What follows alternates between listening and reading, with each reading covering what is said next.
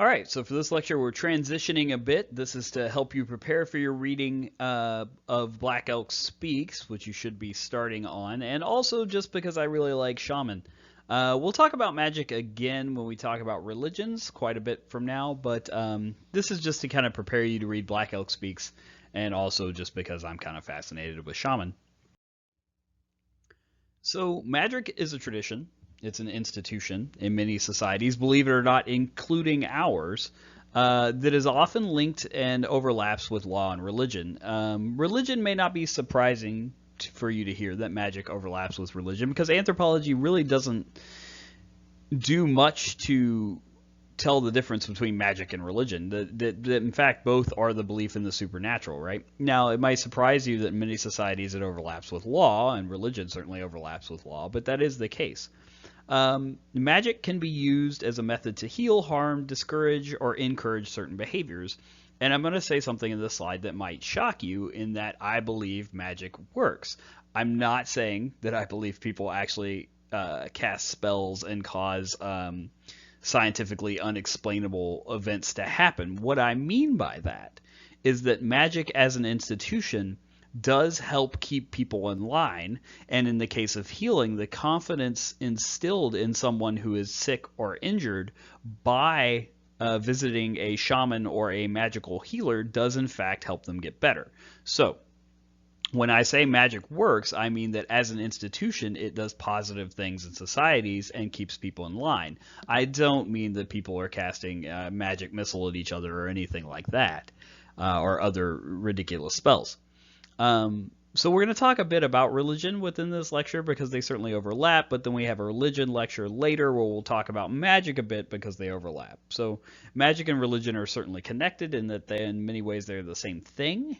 We just label things that are outside dominant religions to be magic and other forms of belief in the supernatural as religion to give them an institutionalized justification and kind of backing, right? But in reality, the two overlap quite a bit.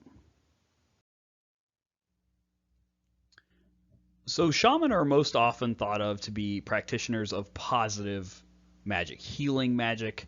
Often they are the first kinds of specialists that a society develops, and in the case of some gathering hunting societies, they may be the only specialists that they have, linking back to the last lecture on specialization.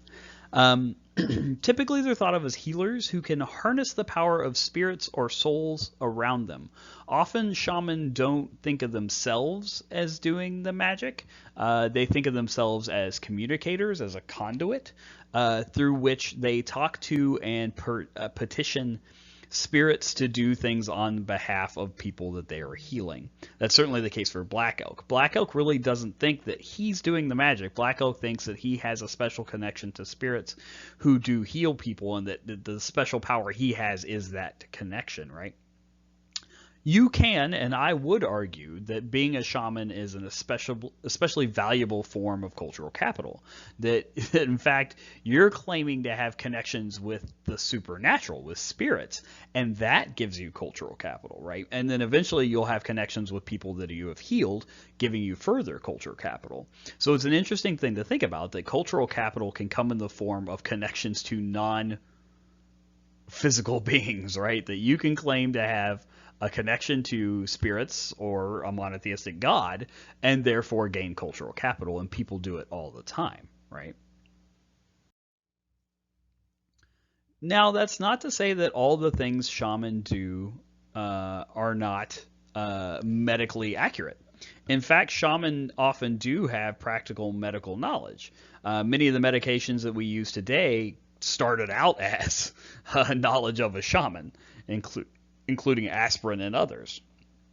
So that's not to say that shaman aren't qualified, not in the institutional sense, qualified medical practitioners, that they do have some knowledge of herbs and what heals what, right? So they're not just all show people who give you confidence. That in many cases, shaman do have a working knowledge, maybe not of biology, maybe not of medical science, but they know that if this herb is given, it treats this condition. And I will make the case in the guinea pig x-ray that you're going to view here in a little bit, which is outside this lecture, by the way. It's a video hyperlink I posted. But I will make the case that that person doing the X-ray is giving them a medical exam while they're rubbing the guinea pig all over them. I'm sure this sounds ridiculous to you if you haven't watched the video, but when you watch the video, it'll make more sense. So again, a bit jumping the gun for the religion lecture, but shaman are often found in animistic societies. Animistic religions, animistic societies are those that believe that rocks, trees, things like that have spirits, and those spirits should be appeased, and that special people such as shaman or other magical practitioners can harness these spirits, right? So animistic societies are those who practice a religion in which they believe the natural parts of the world have animal spirits, and these spirits need to be appeased. Examples of animistic religions include Shinto of Japan, many Native American religions, and many others, right? So there are lots of examples of this. I think there's a tendency to think of these religions as being, here go my air quotes again, primitive, but in fact you have to memorize a lot of different things about a lot of different spirits and how to keep them happy. So I would caution you against thinking that way. In this case, though, shaman tend to arise in those types of societies that practice animism, because if they believe that these spirits exist, then it makes sense that some people would be better at contacting them. So part of the evidence for shaman actually working is involved with a phenomenon that doctors and medical researchers have known about for quite some time, called the white coat effect. So if you had 3 people that were sick, one went to a doctor, got a placebo, one went to a shaman, effectively got a placebo, and one seeks no help whatsoever, 2 of the 3 get better, statistically at a much higher rate than the other. And the one that doesn't get better at the same rate is the one that does nothing. But it turns out the effect of seeing a professional, a shaman or a doctor, who looks at you and says, yeah, I know what's wrong, and you're going to get better because I'm going to do this for you. Obviously, it helps if the thing they do for you actually helps, but even if that thing they do doesn't help, the medicine they give you, the shamanic ritual they do, the confidence in knowing that you've seen a professional and that they have said you're going to get better has a huge effect on the well-being of the patient. So effectively, when you see somebody with authority who tells you you're going to get better, the confidence that is instilled in you actually helps you get better. And that's why the medical field has put a great deal of ritual into giving people the white coat, because they realize that the white coat inspires confidence. And the same is true of seeing shaman, that when you see a shaman, they tell you what's wrong, and then they do the ritual. Even if that ritual doesn't help you a bit, the confidence that is instilled in you, the patient, upon seeing the shaman or the doctor actually helps you get better. So it turns out that seeing a shaman, seeing a doctor really works, even if they don't give you any medical treatment. Not every time, but it ups your chances of getting better. So at this point, back out of here, if you haven't already, check out the guinea pig X-ray. It's a video of a ritual of a shaman doing essentially what they call an X-ray with a guinea pig. Also, you may want to watch it a couple times. It's pretty short. Pay attention to the background in that video, and you'll notice that there's a lot of Catholic symbolism. So in that part of the world, you can be both a practicing Catholic and a practicing shaman. In Central and South America, this is a big generalization, but it is mostly true. When Catholicism came in, people really glommed onto the saints because they seemed more like animistic beliefs that they already had. And so there are a lot of people who kind of have this dual view of religion, where they can go see a shaman and they can go to church on Sunday, and both those things work for them. So it's a really interesting kind of cultural aspect to some of the cultures down there concerning their belief in animistic shaman and Catholicism at the same time. So check out that video, see how the guinea pig acts as an X-ray. Definitely read the subtitles and realize that the shaman is saying, you know, I prescribe these herbs for this, and it's really going to work. It's a pretty interesting video. So we've spent a lot of time talking about shaman and magic as a healing element.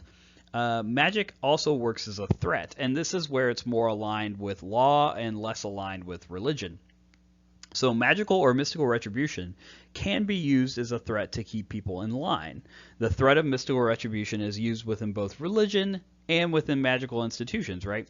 So the idea is that if you believe others can harm you with black or ill magic, you're not going to do anything wrong, especially those people that you believe have that power, right? And then you can blame any ill luck. So if something bad happens to somebody, you can say, well, that was a magical effect. And you know, if you do that same wrong thing that this person did, you're to break your leg too, or whatever like that. Um, we do fear magical retribution here in Western culture as well. We just don't think of it as magic. We think of it as luck or superstition. But you can't step on cracks for fear of breaking your poor mother's back. You don't want to cross paths with black cats. You don't want to walk under ladders. You don't want to break mirrors, so on and so forth.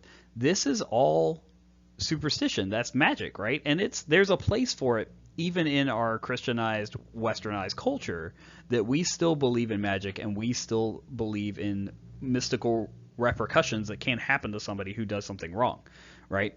And ultimately, a lot of those things that we caution people to do for fear of superstition reasons are bad ideas. You can effectively break a mirror is a bad idea. A bunch of sharp objects, walking under a ladder is a bad idea. Things like that. These didn't come up for no apparent reason, but we do avoid doing those things for fear of mystical repercussions, and not because breaking a mirror is a bad idea because it produces a bunch of sharp objects, right? So I made this point last slide, but it bears repeating that we still believe in magic. We just call it being superstitious, right? You believe that you should not step on cracks, so on and so forth. Can you think of any other forms of magic that we still believe in within modern society? I can think of a few, but think about it. I mean, a lot of the things that you may not do or do because you fear supernatural repercussions, they're still in your culture. They're still in our culture, and we avoid doing some things not because it's common sense, but because we fear the repercussions of the supernatural. So essentially, you can involve threats involving magic into two different categories. One is the threat that someone will use their magic to harm you, therefore you stay online. So the idea here is if we all believe we all have the power to do ill magic upon one another, we're not going to mess with each other. And effectively that works. If you believe that people have powers beyond their normal human powers that they can use to punish you, you're not going to mess with them. And if, again, we live in a culture in which we believe everybody kind of has that power, then it keeps people in line, right? The second category is the threat that someone will name you as a user of the black or harmful arts. So this is what happened in the Salem witch trials, that effectively, if your culture believes in magic and magic is thought of as an ill thing, then you will stay in line for fear that someone will accuse you of doing magic. So it is an effective threat in that if you believe everybody can do it, you're going to stay in line. If you fear being called out as being a practitioner of the dark arts, you will stay in line as well. So it works both ways. So the threat of magic, the example of this comes from the Trobriand Islands. Malinowski recorded two different types of foul magic amongst these people. Wagau, folks who practice black magic, and flying witches. I don't know how to pronounce that one. But because people had a constant fear of the repercussions of these black magic practitioners, they stayed in line, right? Because they thought that everybody could do black magic, the Boagao, and then there's the supernatural force of flying witches who would come and do bad things to you if you did bad things, right? And so if you actually believe this is going to happen, you will stay in line. And of course, the second type, as I mentioned, was being called out as the witch. So you will stay in line. If people believe that ill magic is possible, you don't want to be called out as being a user of ill magic, so you're not going to do anything wrong. Often when people were called out in this way, it was because they had done something else, right? And it provides society with an excuse to punish that person. So unfortunately, in medieval times or in Salem, it was often unmarried women who got targeted by this because they were kind of outside societal norms, that all women should have been married at that time in European society, and that if you weren't married and you're a woman, you were very, very vulnerable to these kinds of accusations. And of course, this came to awful, awful fruition in Salem in 1692, where 19 men and women were accused of witchcraft and killed. They think that this kind of got out of hand. Of course, anytime this happened, it's gotten out of hand. But effectively, people were trying to accuse people to cover things up. There's even been talk of narcotics and things being involved. We're not quite sure what happened in Salem, but this is what happens when threat category 2, calling people out as users of ill magic, gets too far or too carried away. Anyway, that's all I got for Shaman and Magic. Be reading Black Elk Speaks. Check out that guinea pig video that I posted along with this, and I will see you next time.